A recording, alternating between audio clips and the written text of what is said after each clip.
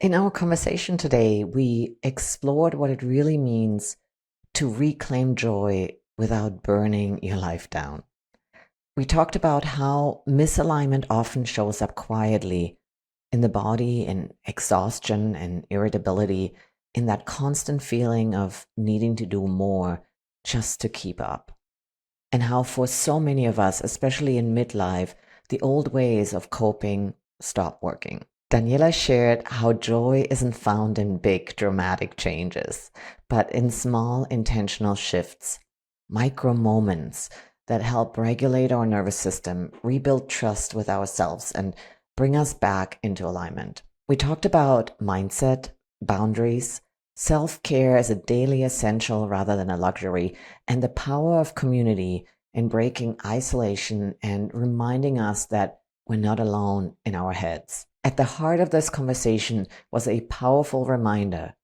Joy isn't about perfection or productivity. It's about direction, grace, and choosing yourself in small, doable ways, again and again.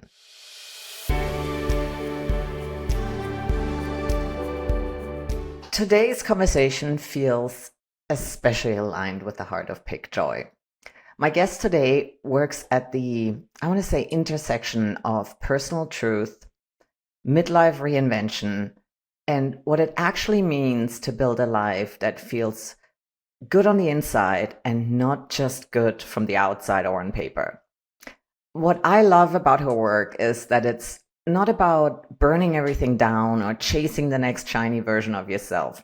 It's about listening more closely and making small intentional choices and allowing your life to evolve as you do.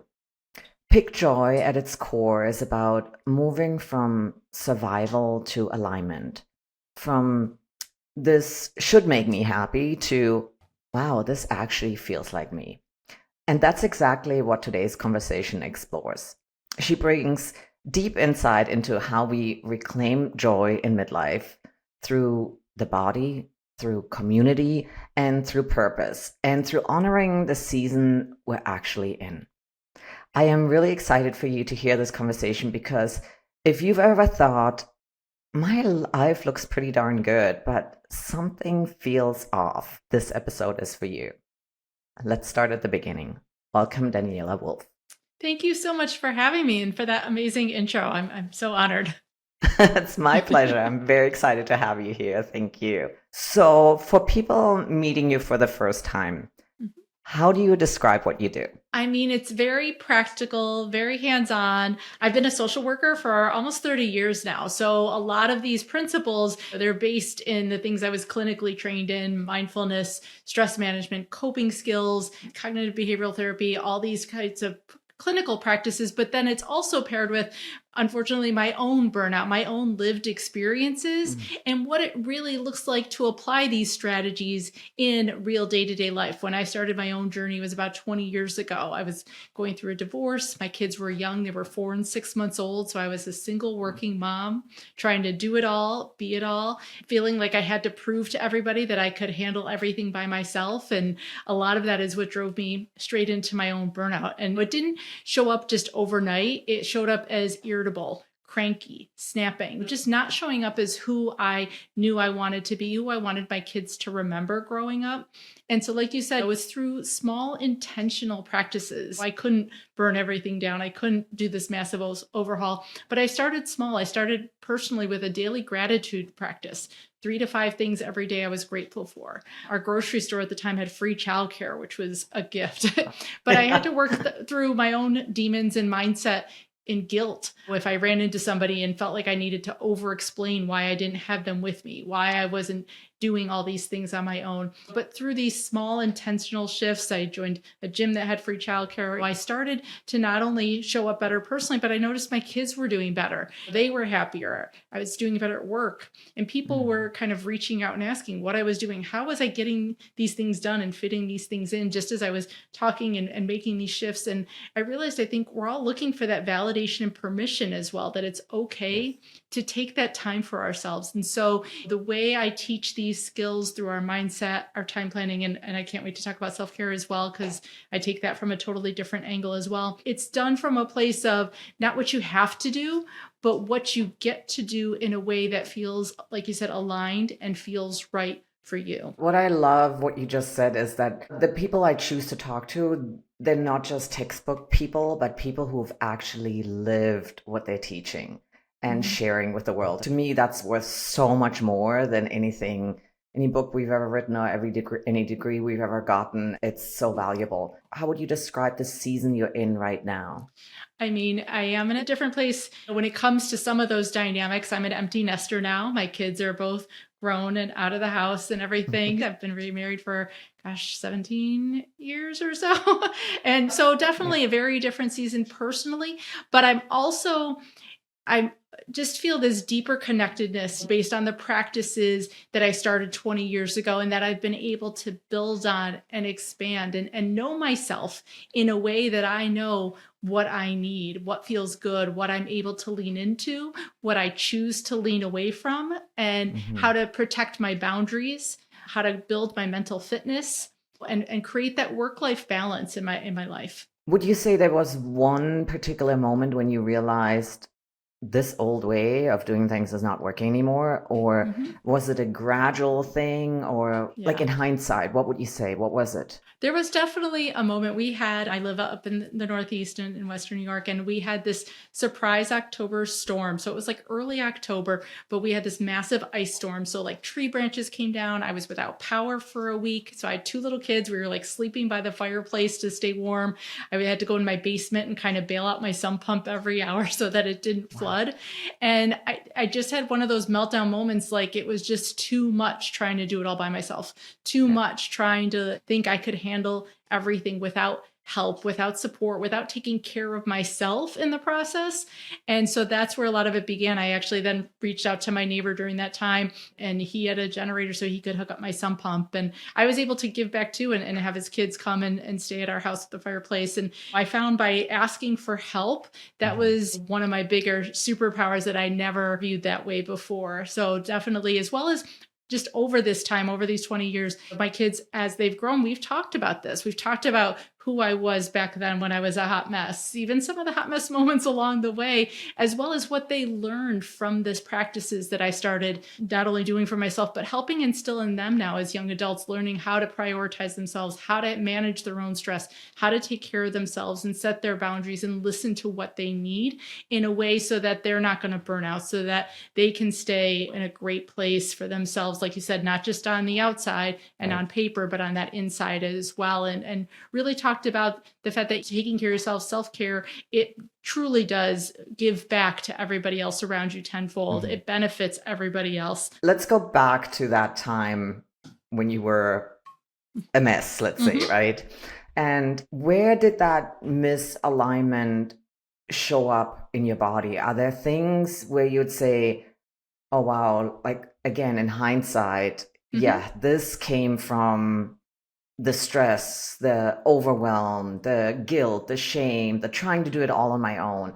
In your body, where did it show up? People don't always view weight this way, but I actually was like, I dropped a lot of weight because that's where my stress went. I didn't eat well. And so in my body, I was eating normally, but still not holding any weight. I wasn't sleeping great. I had a tough time falling asleep, staying asleep. Now I do in menopause for totally different reasons. But at that time, that's how stress was showing up for me, as well as the inability to sit at that point in time. I really struggled with just being able to sit and be present. I felt like I always had to go, and I had to look productive on the outside, that I always had to be busy, and to really kind of reframe and be comfortable, not only emotionally and mentally, but physically, just being able to be still. Yeah, I would say, like, even in this stage of our lives, right? I think the constant, having been in survival constantly, it's really hard to turn that off for a lot of people and actually pause and just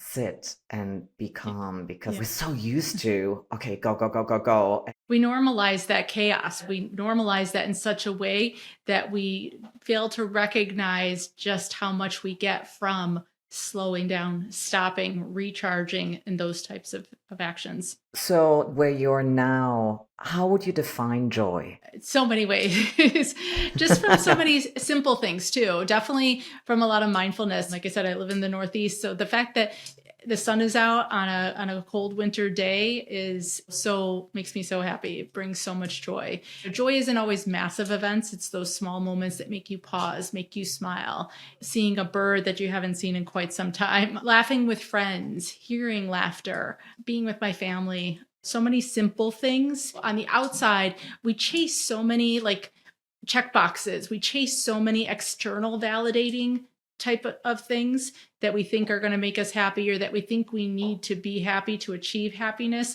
And now I think it's from a very internal place for me, knowing in my mind the way I'm thinking about myself, the way I'm thinking about the choices I'm making, how I structure my day and my life, and the things I do for myself, with others, those types of things. Those are all so intentional that I just find joy throughout my day. I think what I realized in my journey was that a lot of the things that we're kind of programmed to think that are important, that are the joys, are really more like coping mechanisms.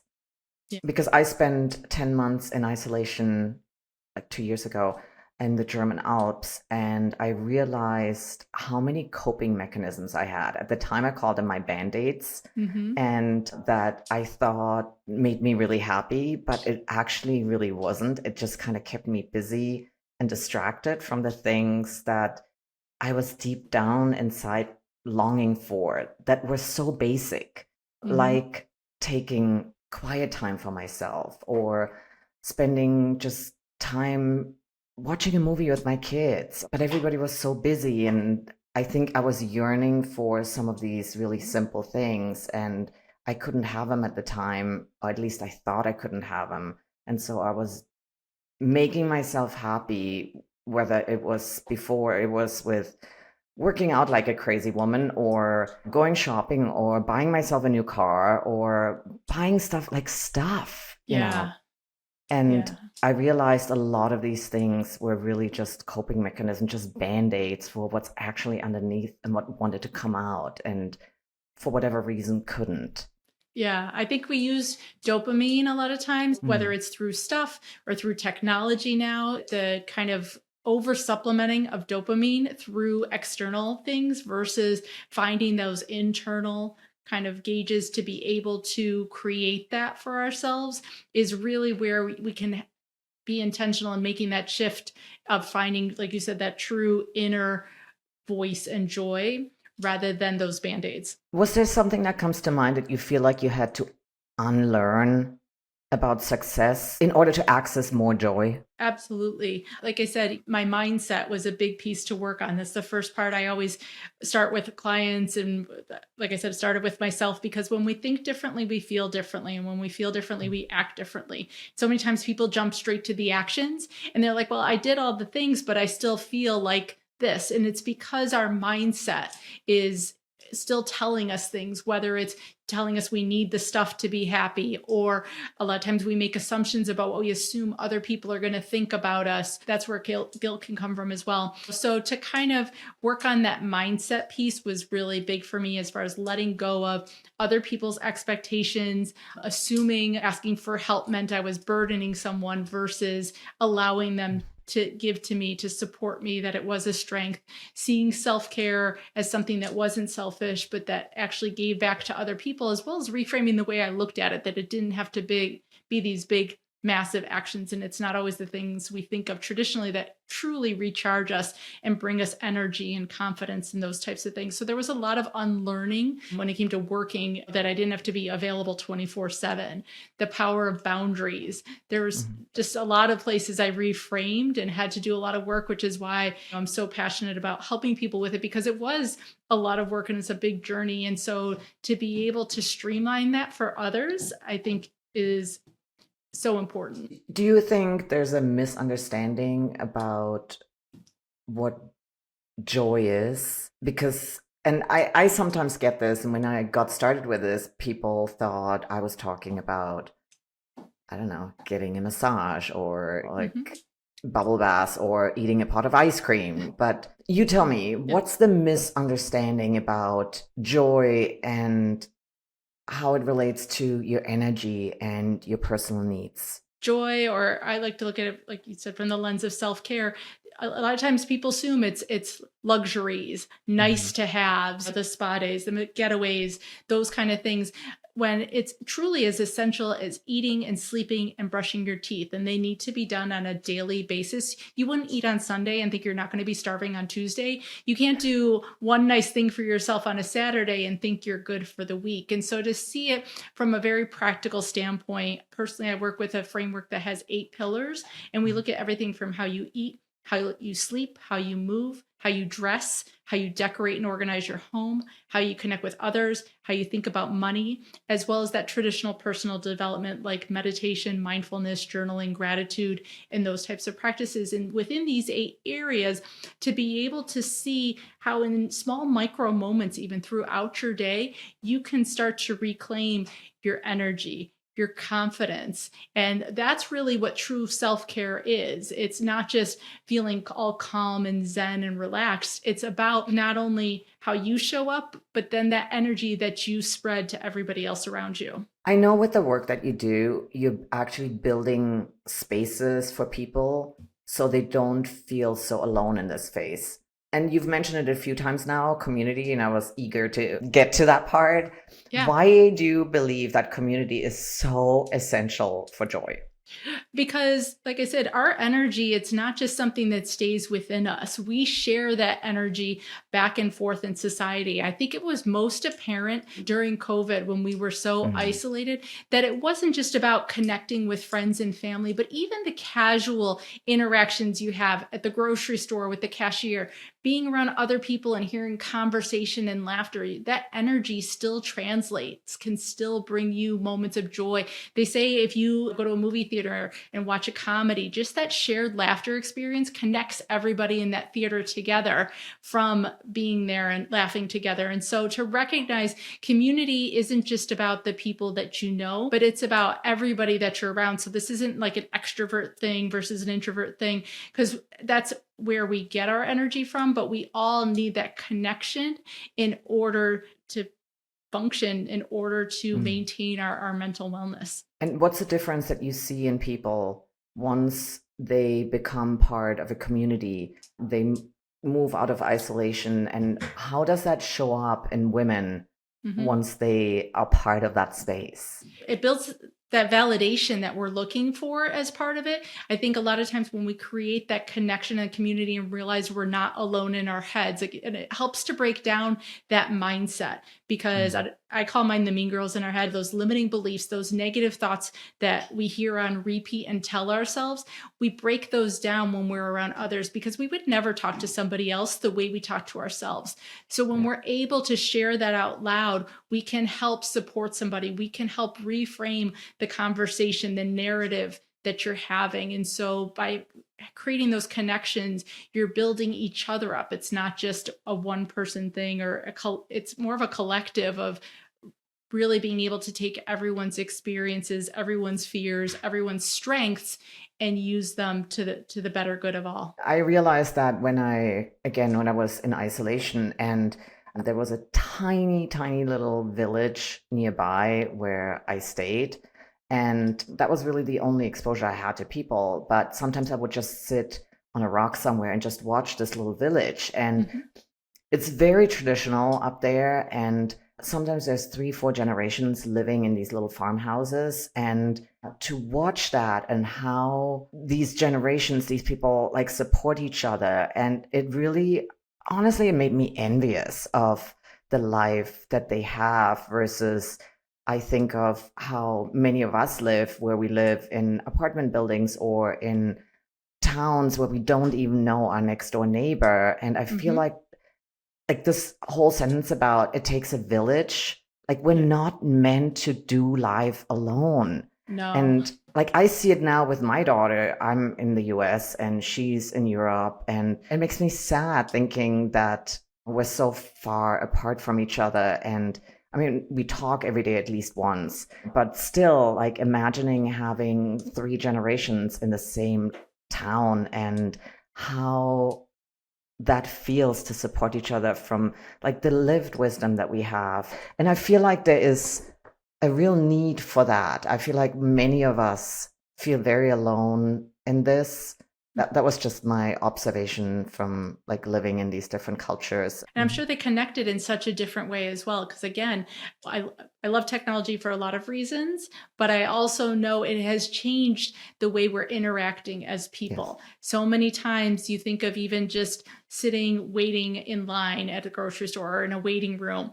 We're all on our devices. We're all staying in our own little bubble versus some of those shared experiences of connecting with others, of sitting at a coffee shop and saying something to the person next to you versus feeling like we are living in isolation. We're not talking in the same way. We're not sharing the same way. And that allows then, again, those negative thoughts, sometimes those limiting beliefs to get stronger because we're not breaking them down. We're not being able to kind of call them out and stop that cycle from continuing. And so looking at, like you said, that simplicity of just living with the people who know you, love you, and accept you. You don't need all these external things to support you because you already have that. I think when we look always outside and then again, technology, we lose those connections from the people that are right next door. Let's get to the practical part. Now that we've kind of laid some of this out, give us a little bit of an insight into what you do and maybe share some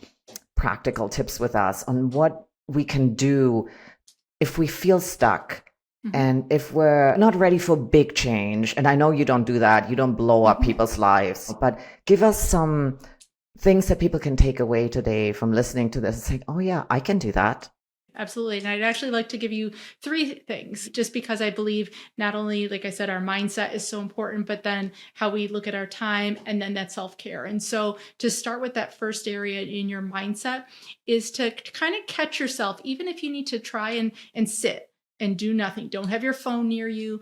Don't have the clicker near you for the TV or anything like that. Just try and sit for 10, 15 minutes without doing anything and see what comes up in your head. What thoughts are coming up? What things are you telling yourself? Oh, I should be doing this, or I can't just sit here. That's so lazy, or whatever comes up, and catch yourself on what those thoughts are. Maybe even write them down and then look at and really examine, where did they come from? Like, is this something my mom used to always say? Is this just kind of an underlying belief? Did my boss say this? Or where did that come from? And then if a friend came to you and said that, what would you say different? So just to start to reframe it, not to beat yourself up. There's no judgment in any of this, but to really examine it. Where did it come from? And what would I say differently? And to take that new phrase and just to kind of see if you can start practicing that. A lot of times people want this to be a quick one and done, and it does take some repetition and practice. We're creating new neural pathways in our brains, whole new ways of thinking, but it just takes from repeating one phrase over and over again. Like, I don't need to be available 24/7 to be a good employee. And you just say that maybe each morning, put it on a sticky on your bathroom window or some mirror or something like that. And just have one new thought and practice that for a week and just see what changes. The second part, looking at your time. A lot of times we put everything just on one big to-do list. And unfortunately, when everything's important, nothing's really important. And so to kind of start to look at your tasks on a day-to-day basis and start to really tease out, what are the real priorities? What do I need to be working on today? Like, what's important and urgent? What's important but not urgent? What's urgent but maybe not so important that you have to be the person to do it? Like, what can you delegate and what can you get rid of completely? It's called the Eisenhower Matrix. If you want to look that up or reach out to me, I have a free resource that I can share to your listeners in regards to helping them start to really tease out those priorities and only pick maybe 2 big ones per day, 2 huge important ones, and always add some buffer time in between the things you have going on each day, because that allows for 2 things. One, if life doesn't go as planned, which it typically doesn't, you have some space and some breathing room to actually handle it and not feel like you're getting behind and overwhelmed. As well as if things do go according to plan, you've now got 10, 15 minutes built into your day at various points to start adding self-care. And like I've said, it doesn't have to be these massive moments. Self-care can be done in as little as 1 minute on up. One super easy practice I love to share with people starting out is to set a reminder to go off on your phone. Set that maybe 5 times throughout your day. And then when it goes off, set a timer for 1 minute.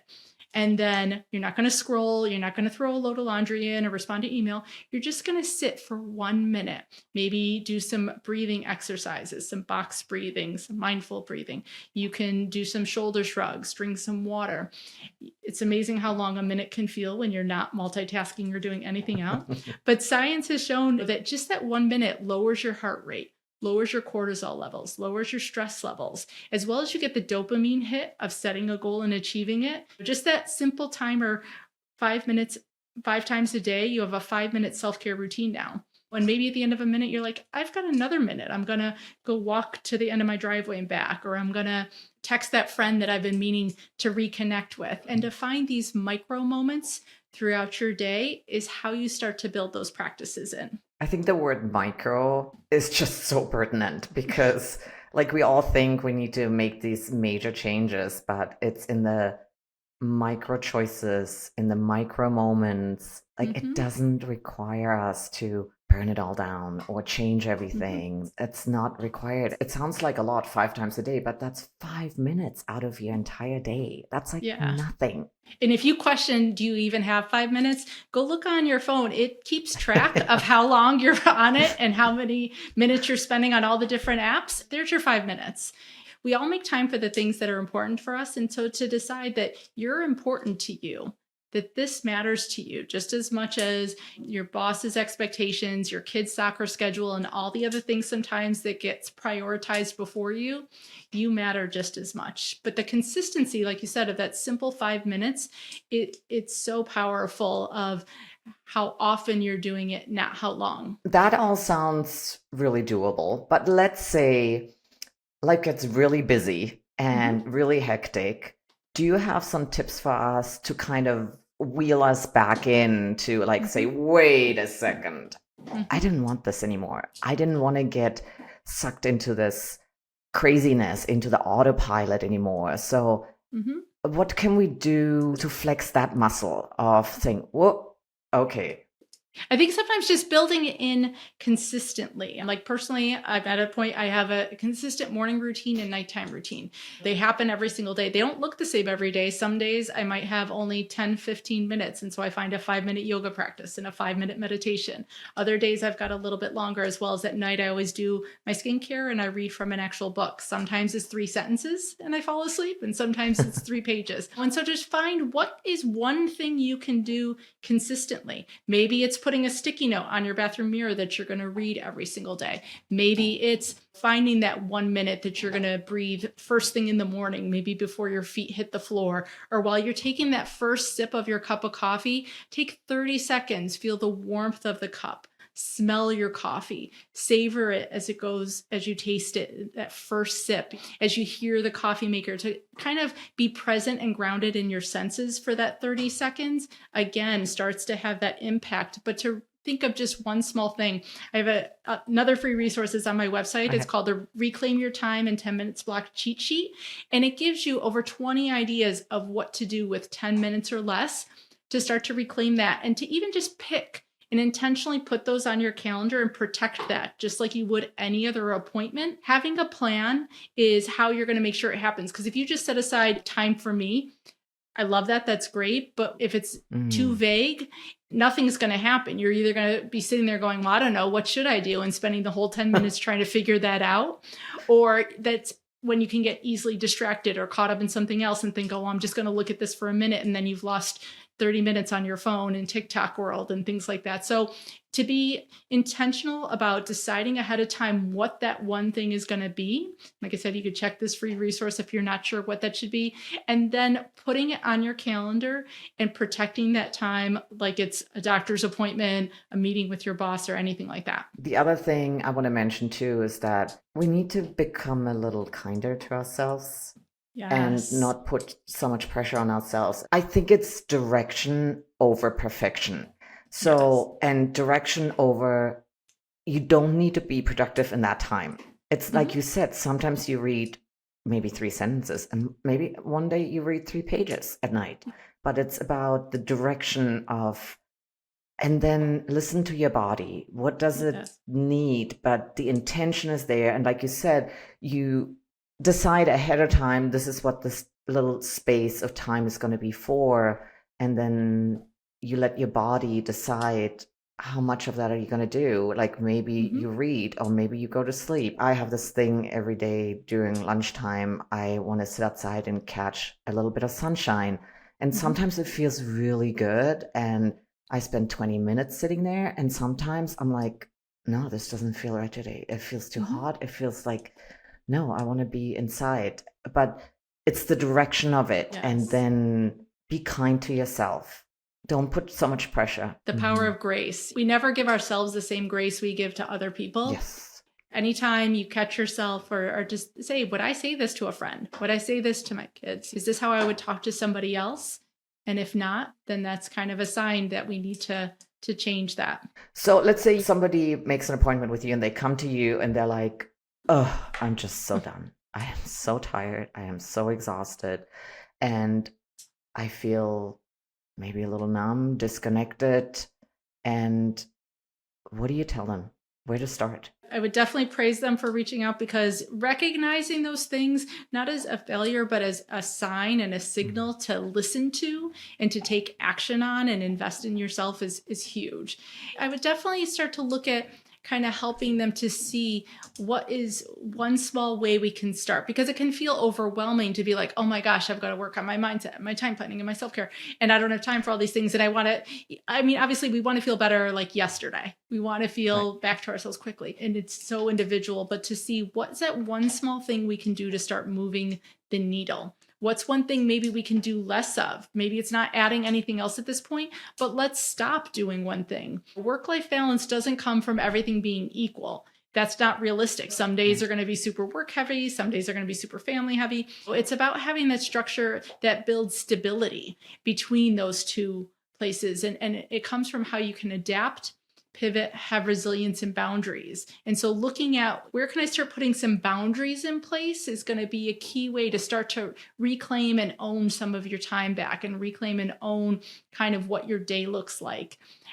Again, how can we adapt and pivot and look at things from a different way, from a different direction, different angle? So it might not be adding anything initially, but just putting some parameters around. I'm shutting my computer off at 5:30, and I'm not going to check it again till the next morning. And how we communicate that is going to be key as far as then how people respond to it, because it helps you to let go of that guilt when you're communicating it, because no one else has that expectation anymore of you being available. That's really important, communicating it with coworkers or at a workplace or with your family or even your kids, and saying, this is my time, and how you communicate that. And people often, that's another argument I get quite a bit, that they said, well, if I make myself a priority, it's selfish.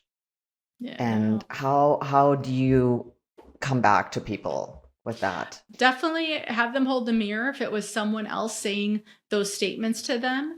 I have an analogy that I use sometimes, like imagine you wanted to go to your favorite coffee shop, but they didn't have their hours posted. So every time you showed up, they were closed, it wasn't open. You'd be frustrated, right? And I think that's the world we live in. We think, well, if we're not available, people are going to be annoyed and frustrated. But it's not because we're not available. It's because we haven't communicated when we are available and what we need. If I showed up and they said they're only open from 8 to 3 and I showed up at 4:30, I'm not going to be mad at them. I'm going to be frustrated with myself maybe for not paying attention, for not listening and not respecting the time they're available, but I'm not going to pound on the window and insist they open the door to give me a cup of coffee. And it's the same way. If we communicate it with confidence, when we communicate it from a caring place, if someone asks you to do something, you can take that pause to be like, let me check and get back to you. Let me look at my calendar. Or I'd love to be a part of this. I'm overloaded. Is there a way we can work to do this at another time? And those boundaries don't have to be bad. They get such a bad rap, but they can be such a blessing for you and everybody else around you, because you're not going to show up overstressed, overloaded, and with resent. The fact that you're feeling those ways, you're going to feel so much happier, so much more connected when it comes from a good place. I think a lot of people think it's black and white. It's either I say yes or I say no, but the gray in between where you're like, what, let me check my calendar and let me see when I can make time for this. Yeah. that's, I think, where we need to become more comfortable in that space, not to abandon people, but to make it right for them and for ourselves, to make us part of the negotiation that's happening. And I think the other thing is also that picking joy and making yourself a priority again is such an individual thing and a personal thing. So I often think people, they scroll on social media and they see what other people are doing and they feel like, oh my God, I need to keep up with that, or I need to, joy looks this way or that way. But I think it's a really personal thing. Like for me at this point, like one of my greatest joys, and I would have never thought this, I don't know, even 5 years ago, is going to bed at 8:30. Like Yes. it's such a joy. And then I don't know, reading or watching a really silly show that makes me laugh and completely turns off my brain. And like that's my joy. And that might not be somebody else's thing, but like to really trust our intuition and what our body is telling us and say, that feels good to me. And Yeah. that's what I'm going to do. And it doesn't need to be understood by anybody else. Yeah. And it doesn't have to be just one thing. Like you said, some days it's being out in the sun, other days laying in bed, other days, and it doesn't have to be for the whole day. But what I mean, like there's different ways to find and bring joy at different moments in different small ways. Like I said, even decorating, the way you decorate and organize your home can bring you joy. And it doesn't have to be this massive place or anything like that, but having natural elements, plants, rocks, fire, that could be a fireplace, candles, things like that, different textures, a comfortable blanket that you just love wrapping yourself in with a hot cup of tea that you love the smell of. Being able to find those small moments of joy in just the way you're decorating, or maybe the way you dress when you're maybe done up a little bit with makeup and a blazer that was a great color on you, you're going to show up differently than if maybe you just rolled out of bed with a raggedy sweatshirt and some oversized sweatpants and things like that. And not that you can't be both of those people at different points in time, but the energy is different based on, again, just bringing these little moments in. Well, this was all very helpful. And I will definitely share Daniela's links and her information in the show notes below.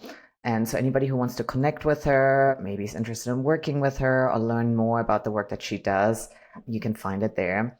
But before we wrap this up, Daniela, do you think there's anything we should have mentioned, anything we should have talked about that we didn't? What do you think? Oh gosh. Again, give yourself grace. It's not a one and done. And just because maybe you started off and then you went back to some old ways because that's ingrained, that's what it's easy to fall back into. Don't beat yourself up. Just kind of start again 15 minutes later, start again the next hour, start again the next day. It's never something you can't just keep restarting over and over again, and just to allow yourself the space and grace to do that. So thank you, Daniela, for being here today. And I think it's one of those conversations that shifts how you see things. And I think it's really exciting to try out new micro little things that don't turn your world upside down, but can have a huge effect on your life. And I so appreciate you sharing all of this with us. And I also know that the people who've been listening today will take something meaningful away from this, and it will make a difference in their lives. So I so appreciate you. Thank you for being here today, Daniela. Thank you so much for having me. My pleasure. So, thank you for being here with me today. And if something in this episode resonated with you, don't just move on. Take one small, honest step today. And if you know someone who needs to hear this, send it to them. Share it with them. Subscribe to the Pick Joy podcast for more, and I will see you here next time.